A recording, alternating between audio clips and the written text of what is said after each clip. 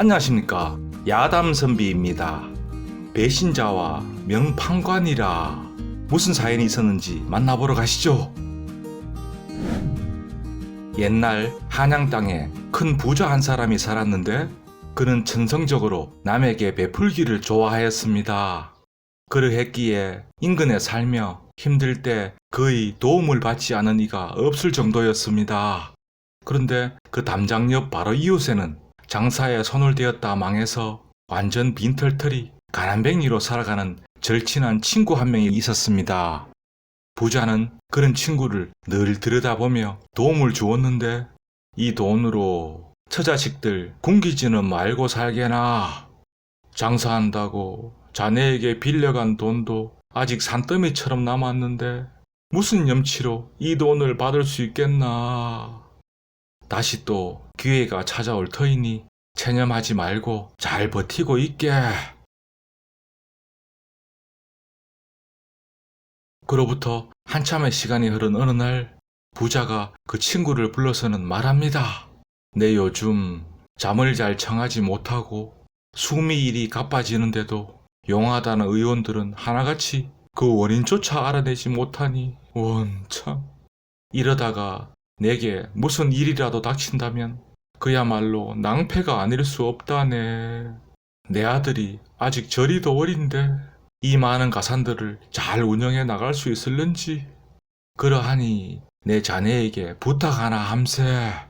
지금 10만 양을 자네에게 빌려줄 테니 자네는 그 돈으로 이자를 놓아 생활하다가 훗날 내 아들에게 무슨 일이 생겨 공공한 지경에 이른다면 그때 본전만 돌려주게나. 내 어찌 감히 자네 뜻을 따르지 않겠는가. 본전뿐만 아니라 이자까지 쳐서 돌려주라고 해도 그리 하겠네. 그로부터 몇 해가 흐른 어느 날 부자는 갑자기 병이 악화되어 죽고 맙니다. 그리하여 많은 재산을 물려받게 된 아들. 하지만 아직 어리고 세상 물정 몰라서 그랬을까요? 그 가업을 제대로 잇기는커녕 툭하면 남의 꼬임에 넘어가 사기를 당하고 돈 귀한 줄 모르고 물 쓰듯 낭비하다 보니 몇 해 안 가서 그 가산을 전부 탕진하게 됩니다. 아들 하루아침에 빈털터리가 되어서는 어느 허름한 폐가에서 지내게 되는데 자신의 잘못을 뼈저리게 후회해 본들 무슨 소용이었겠습니까?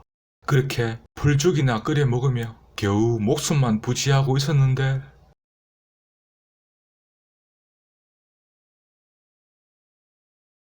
이렇게 살아가는 게 무슨 소용이란 말인가. 그렇게 죽음을 결심하는 아들. 순간 아버지가 남긴 마지막 유언이 생각나고 언젠가 너의 삶이 절체절명이라 생각되거든. 이 상자 속 글을 읽어보거라. 아들 급히 집으로 돌아와서는 방 한 구석에 처박아 놓았던 허름한 상자를 꺼내어 열어봅니다. 오래전에 이웃에 살던 내 친구에게 돈 10만 양을 맡겨 놓았다. 아마도 벌써 그 친구가 공공한 너를 찾아왔을 터. 하지만 아직 너를 찾지 않았다면 너의 사정을 모르고 있음이 분명하니 그를 찾아가 내가 빌려준 돈을 돌려받아 다시 가업을 일으키도록 하거라. 아버님. 한참을 그렇게 통곡하는 아들.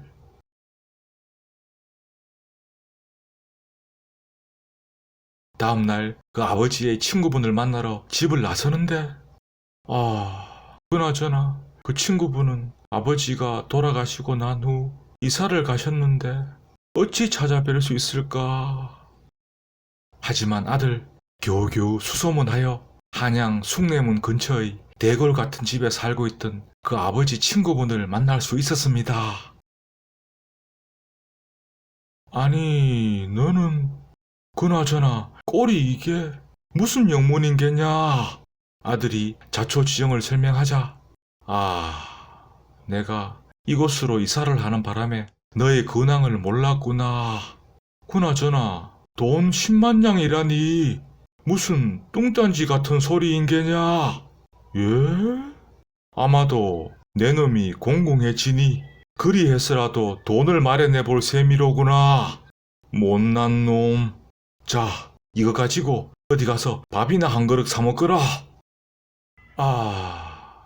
아들이 여러 차례 찾아가서 돈을 돌려달라고 사정해 보았지만 한결같이 면박만 당하고 분한 마음에 여러 번 형조와 한성부에 소장을 냈으나 번번이 패소를 당합니다. 그도 그럴 것이 그 친구분이란 사람은 예전 받아온 10만 양으로 이자를 놓아 돈을 굴려서 이제는 막대한 금전을 가진 부자가 된 터라 여러 군데 손을 쓰고 뇌물을 바쳐 그 탈을 모면한 것입니다. 그 어디에도 도움 청할 곳이 없어지자 아들의 상심은 날로 커져만 갑니다. 이때 문득 예전 정승자리에 있었고 아버지와 친분이 깊었던 정만석이라는 분이 생각나는 아들. 조정에서 그 사람처럼 사리분별 잘하고 어디에도 휘둘리지 않으며 시시비비 잘 가리는 사람을 내 본 적이 없다.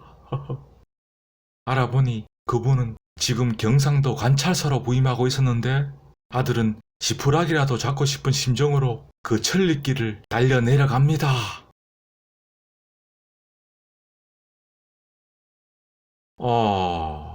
네가 그 이의 아들이로구나. 쓸쓸히 자식 하나만을 두었다더니 그래 여기 먼 곳까지 어찌 내려온 것이냐. 그 아들이 자초지종을 설명하자 그 베풀기 좋아하고 덕이 많았던 네가 허투루 남긴 유언도 아닐 테고 일단 알았으니 너는 물러가서 기다리고 있거라. 한양에서 금권을 가진 자라. 이미 형조와 한성부에는 그의 손길이 번졌을 터 이곳 가명에서 해결을 봐야 하는데 그렇게 경상감사 정만석의 고민은 깊어만 갑니다. 다음날 오래전부터 가명에 잡혀있던 큰 도적을 찾아가는 관찰사. 한양에 있는 내 놈보다 더 큰 도적 한 놈을 잡아야 하는데 나를 도와줄 수 있겠느냐? 허허, 그리 합주. 대감께서 지금까지 이런 못난 놈한테도 각별히 잘 대해주셨는데 그거야 내 놈이 잘못을 뉘우치고 다시 살아보려는 뜻이 강했기에 그러한 거지. 허허. 그로부터 며칠 뒤 가명으로 잡혀온 그 친구. 네가 팔도 큰 도적대의 뒷배를 봐주고 작물을 취득한 것이 몇십만 금이라던데 과연 무사하겠느냐? 당장 이실 짓고 하렸다. 예? 아니 무슨 말씀을 하시는 겁니까? 소인은 지금까지 이자를 놓아 살아가고 있으며 먹고 사는 것에 걱정이 없는 몸인데 어찌 도적대를 가까이 하여 작물을 취한단 말입니까? 그러자 관찰사가 갇혀있던 도적을 불러들여 대지를 시키는데 너는 이름이 아무개 아니더냐? 내가 아무달 아무날에 금은보와 수만금을 너에게 넘긴 것이 분명한데 어찌 이리 발뺌을 한단 말이냐? 이런 미친놈을 봤나? 내 너와 일면식 한 번 없었는데 어디서 그런 터무니없는 말을 지어낸단 말이냐? 그 입 다물라. 내 너를 뒷조사해 보았더니 돈 한 푼 없었던 빈털터리가 지금은 수십만 금이나 가진 갑부가 되었더구나. 도적대들의 작물로 이문을 남기지 않고서는 그리 갑자기 재산이 불어나지는 않았을 터. 안 되겠다. 이자의 입에서 바른 말이 나올 때까지 당장 주리를 틀도록 하라. 소인, 이런 명분 없는 제목으로 그런 형벌을 받을 수는 없습니다. 제가 가진 돈은 도적대들과 아무런 관련이 없습니다. 그 돈은 일찍이 제 친구인 아무개로부터 빌린 10만 양이 미천이 되어 이자 장사로 이렇게 불어난 것입니다. 그걸 어찌 증명할 수 있느냐? 그게 지금은 죽은 친구가 저를 믿고 문서 하나 없이 맡겨둔 거라. 정말입니다. 제 목숨을 걸고 맹세할 수 있습니다. 관찰사, 그 아들을 불러드립니다. 저희를 아느냐? 예.